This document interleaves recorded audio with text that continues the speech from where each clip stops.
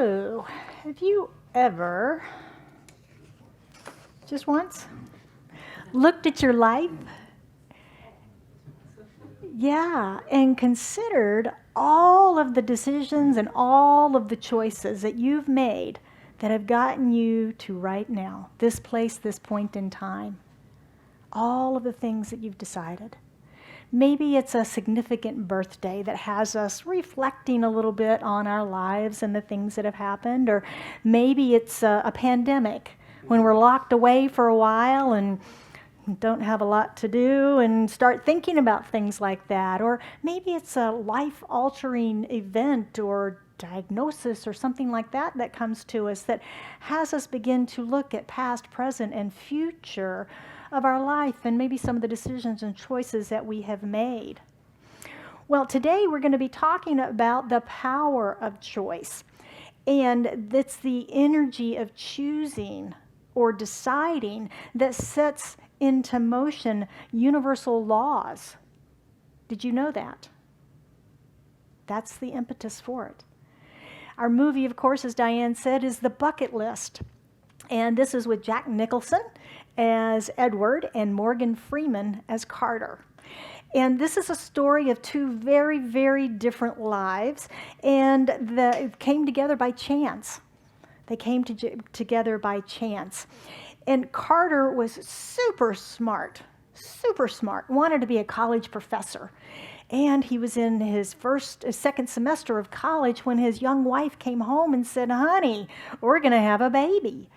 And he went, "Oh, so much for college. I better get a job. I got a family I've got to take care of now." So he took the first job he could find, and that was as a mechanic.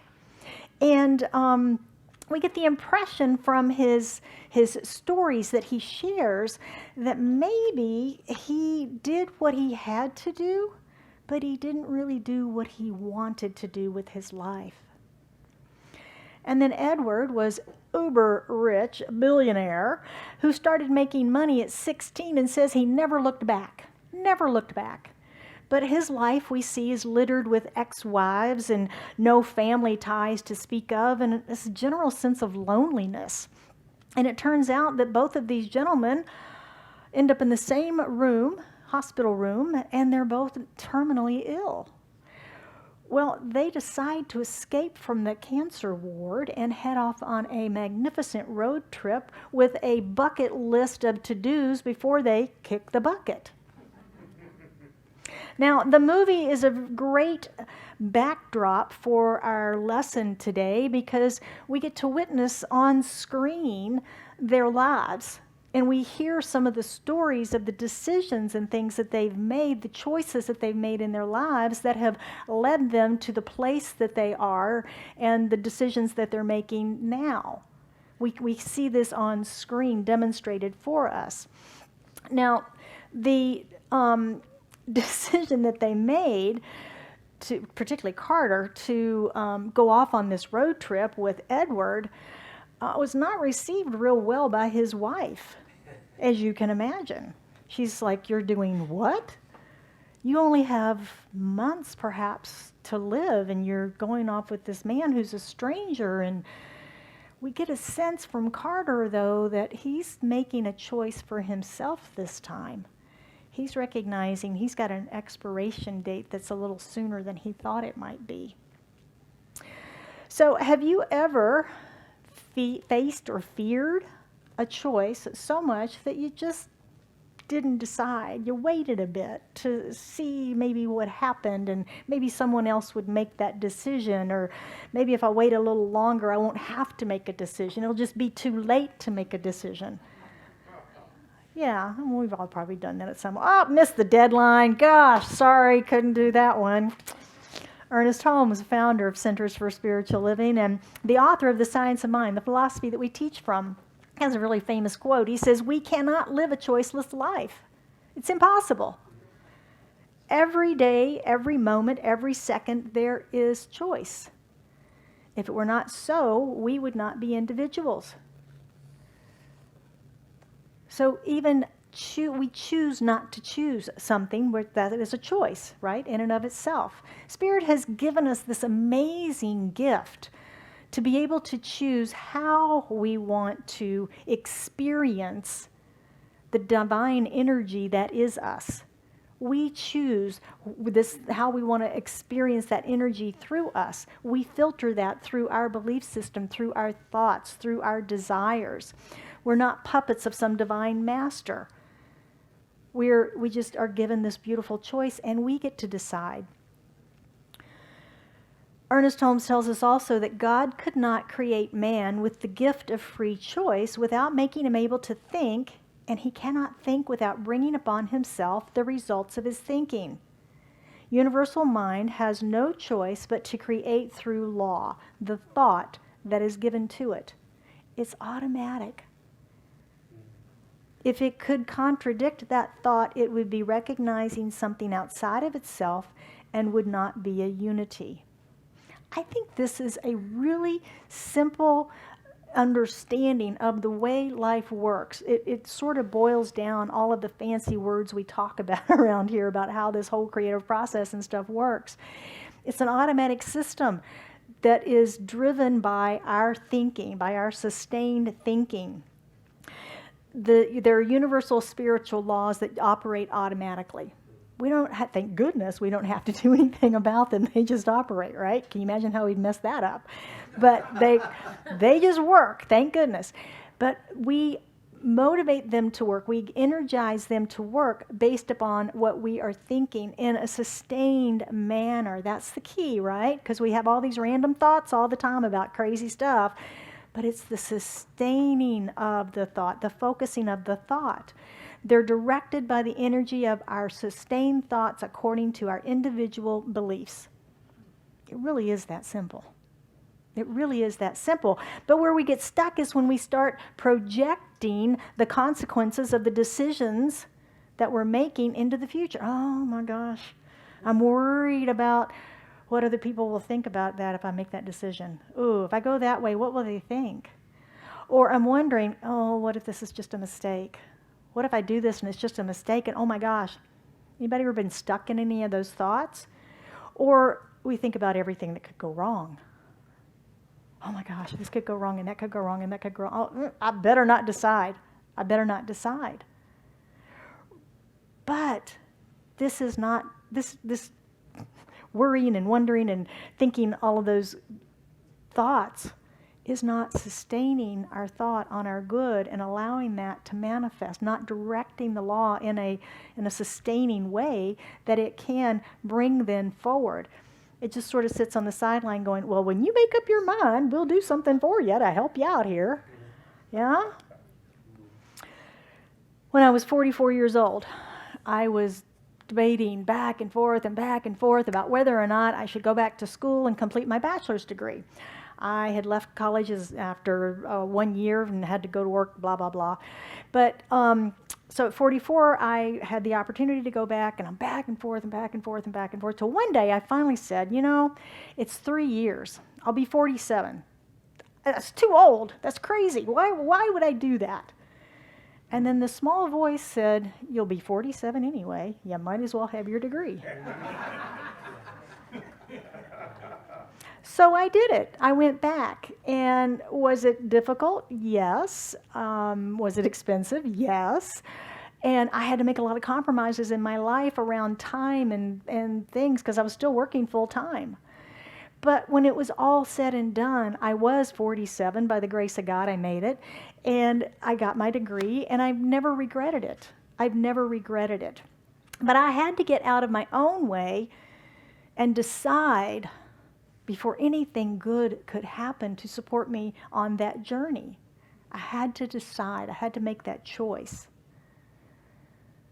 So what decisions are you making or not making because of age? Too young, too old? Or money? There's not enough money, or there's too much money. Or other limiting reasons that we can think up, and we can think up millions and bajillions of limiting reasons, can't we? Lots of them. Carter and Edward in our movie were both pretty senior guys, but they said, hey, we're going. We're out of here. We're going to do these fun things. You'll see all the fun things they did if you stay for the movie this afternoon. Carter didn't have the financial resources to do the things that Edward could do. But once he committed, once he said, yeah, I'll do this, Edward said, don't think about the money. That's all I've got. And that's what happens. When we say yes, the universe goes, hot dog, here you go. Let me give you the tools to bring forward your manifestation. Let me help you. Let me support you. Yeah, let me support you. So what limiting belief are you allowing to hold you back? What limiting belief are you allowing to hold you back? We live in an infinite possibility. We talk about that all the time. We live in an infinite possibility, in a spiritual system designed to support us, where the energy is your choice. The energy of your choice or decision is the power that sets these laws in motion. You're very powerful. You're very powerful creative beings. Amen. Amen. Right? That's what does it. They're already there just waiting for us. They want to work on our behalf and support us in amazing and unexpected ways. We read stories, we see things, we experience things in our own life every day that happen against astronomical odds. Oh my gosh, I can't believe that happened out of the blue. I couldn't believe it. Have you ever said those words? Mm-hmm. That's the field of infinite possibilities in which we live. Every time you say those things, remember that. Oh, this is a God thing. This is a God thing. When I got the call to ministry, I was 51 years old, a little bit older. I didn't hesitate. I'm going for it. I am going to enroll in the Holmes Institute. Or at least I tried to. I kept trying to call the school to say, yes, yes, yes, send me the application, set up my interview, I'm ready to go. And I would get this ringing. You know that ring that you know it's not going anywhere, but it never got answered. Or I get that really fast busy signal that you know there's something's broken somewhere in the system. Or it wouldn't go through, it would be silence. And I got very concerned. This is a sign from above that I am not supposed to go into ministerial school. Oh my, the universe is telling me, Spirit is telling me, and I am just having my way with my stories. And so I called a practitioner friend and I said, hey, here's what's up. And he actually laughed at me. Daniel. It wasn't Daniel, but he actually laughed at me. And he said, oh, please, it's probably just squirrels on the phone lines. And when he said that, I had to laugh. I had to laugh because, I was making it more than it was. And certainly the call went through, the application, and well, the rest is history, right? I'm here. So it just is a good reminder for us to be careful of the meanings that we place on the events, the thoughts, and the things in our lives. We talked a lot about that last month when we were talking about intuition. And we get intuitions about things, but then we have to interpret what they mean. And it's in that interpretation that we must be very cautious about how we're interpreting. Are we interpreting from the field of infinite possibilities? Are we interpreting from our fear? What was I interpreting from? Fear, right? So one of Carter and Edward's adventures in the movie, I'll share a little bit of it with you, was that they went to the Great Pyramids in Egypt. And they're sitting up on top of a wall, looking out over the pyramids and beautiful desert. And Carter tells Edward, he was always sharing his knowledge with him. You can see how really smart he was. And he's sharing his knowledge with Edward about the ancient Egyptians. And when they died and they went in to enter the afterlife, they were asked 2 questions. And I'd like to ask you those questions today. How about that? I want to ask you those questions. So everybody just take a nice breath. All right. The first question in ancient Egyptian afterlife is, have you found joy in your life? Have you found joy in your life? Well, this past year, many of us may have had the joy sucked right out of our lives, right? To use Alan Cohen's word. Yet, I bet each one of us can recall a moment, at least, of joy that we experienced last year. One moment, at least, of joy. A call, a card, a letter, a connection, something that was a moment of joy for us. For 2021, as I mentioned earlier, we have dedicated our entire year to joyous living, to refilling our joy buckets. And I thought the scene in the movie was very interesting, the question, the way it came about, because Carter's asking Edward, obviously, and he asked it in a reflective way, and Edward seemed to have all of the trappings of success. You know, he's got the private jet, he's got all the money and the houses and all the stuff, right? He owned the hospital they were staying in, for goodness sake. Money, power, fame. But here he was, just like the mechanic, reflecting on his life and choices and regrets and unlived pieces and parts. Did he have joy in his life? Probably some happiness at some point, some joyful moments.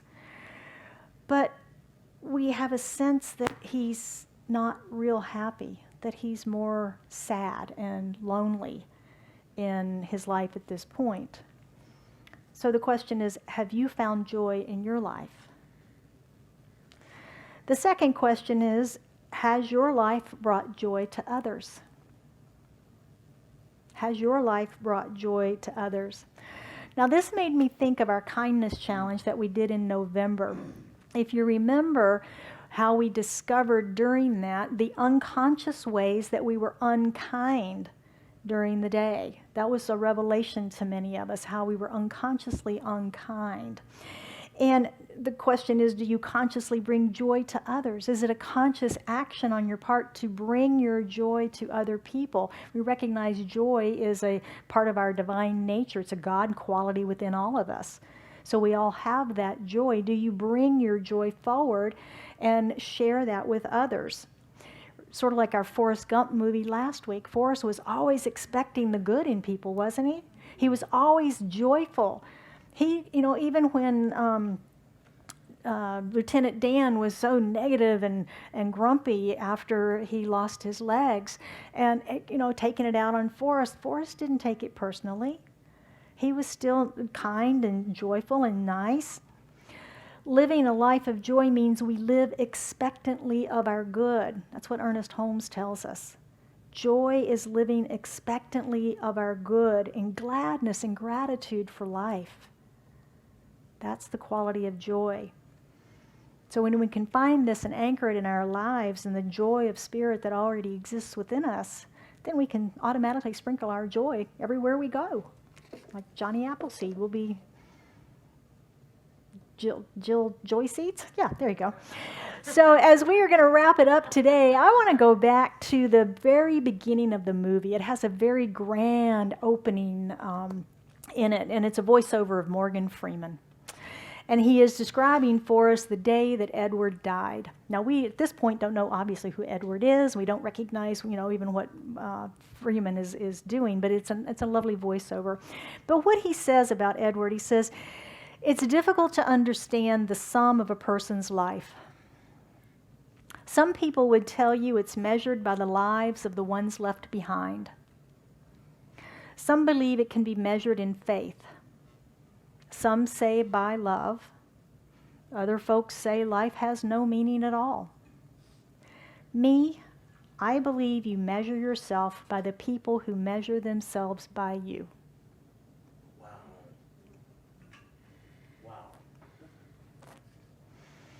Do you inspire others to be and do better in their lives? Are you an inspiration? Do you share your gifts freely in the world? It reminds me of Zig Ziglar, who said, you can have everything in life you want if you will just help enough other people get what they want. And that's sort of what happened in the movie. Because Edward saw Carter's bucket list, and he added to it for himself. And then he covered all the expenses for them of their adventure. He helped Carter to achieve his bucket list. And in doing so, he achieved his own bucket list that he didn't even know he had. Plus, it transformed his life. So Edward got 2 gifts out of it by giving away his gifts. When I first learned this principle way back in the 1980s, I was still in the jewelry business then, and it had an impact on me, so much so that I asked to change positions within the company. And I asked to move from sales to training, because I felt like that by training managers, store managers, that I could give back more than if I was just selling on the floor. Whereas, selling diamonds and things and weddings and anniversaries and all those fun things are important in people's lives. They become heirlooms, but for me, it just became this idea of giving back through multiplication and training managers who could then go forth into various stores. So the question we leave with today is, where are you giving back in your life? Where are you giving back in your life? And who will look at their life one day and measure themselves by the examples that you've set? So let's take a look at spiritual practices today and see how we might be able to look at some ways that we can live on purpose this week. Don't forget to join Mindful Monday. If you haven't signed up for that yet, you can do so in the lobby. It's a Monday morning email that I send out that gives you a summary of today's talk. It gives you some quotes, and it gives you details of the spiritual practices that you can then use throughout the week. And again, you can sign up in the lobby here. If you're at home, you can send me an email, and I will add you to the list and make sure that you receive it as well. I think we've gotten our glitches all worked out, so you should be receiving them now. Good. All right, number 1, spend time in reflection this week. Spend some time in reflection this week. Don't wait for a significant birthday. I know some of you have got birthdays coming up, but don't wait for a significant birthday or something that happened. Just look back on your life and consider the decisions that you've made that have brought you where you are today. Now, I think back on that and that decision that I made to leave college in 1979 and move from Virginia to Dallas and start over and a whole new life there. That made a big difference in the rest of my life. And I can see the things that happened. And sometimes I wonder, had I stayed in Virginia, what my life would have been like. How would it have been different in some way? I'm sure. What? You wouldn't have had me. You don't know that. That's the beauty of that. We don't know that.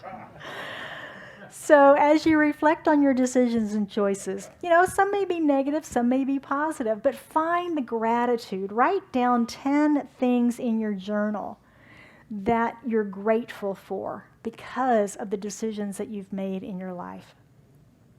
Number 2 is, what's on your bucket list? What's on your bucket list?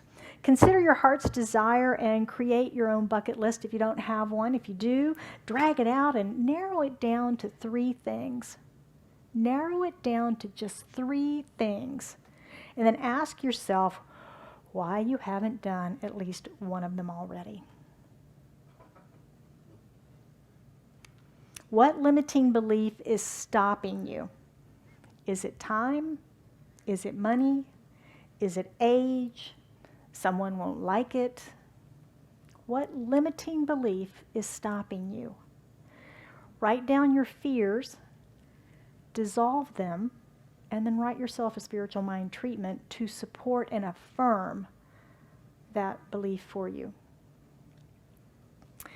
And number 3, what are your choices teaching you?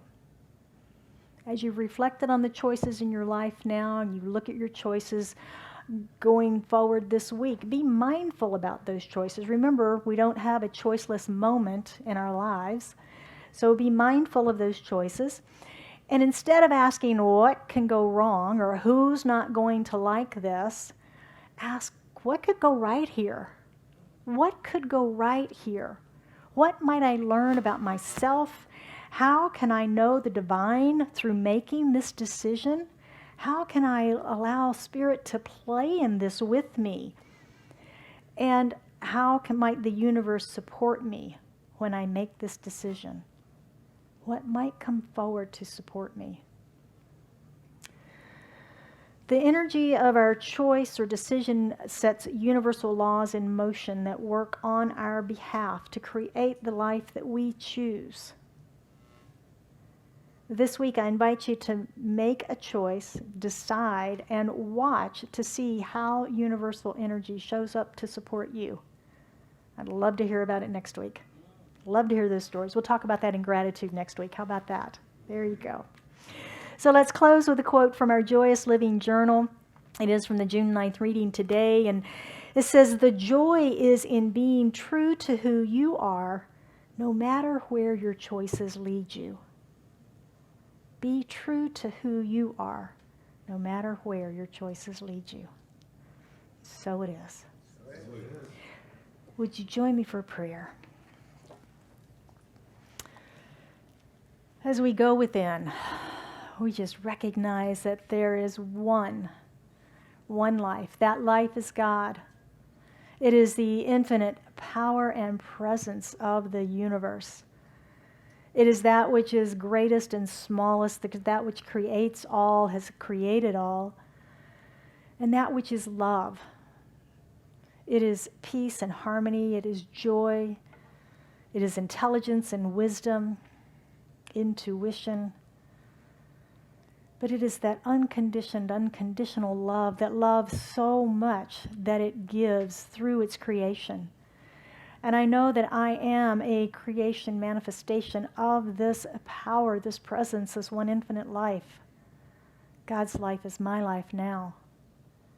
And as I know that for myself, I know that for each one of us today, those gathered here online and listening in the future, knowing that we are all united in this one presence, this one power, this one life of God.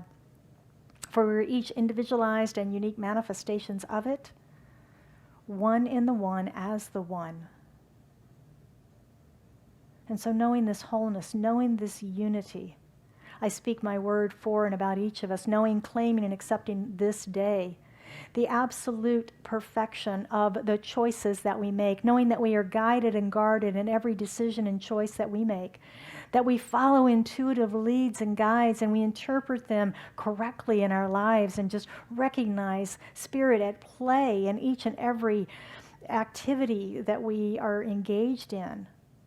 And that we allow ourselves to energize this powerful universal law in which we're surrounded, to bring forward the help and the support and the guidance and the love and the peace and the harmony that we desire in support of the life choices that we make.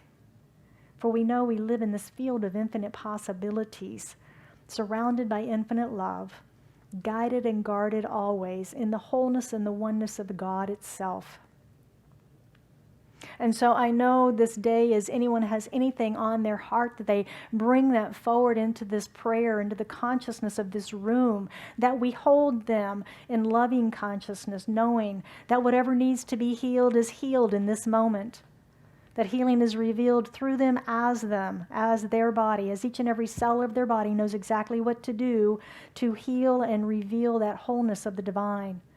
We know that if there is infinite flow necessary, that flow is open, that channel is opened and flowing to and through each of us as the experience of cash and money and whatever the need might be for the financial good and well-being.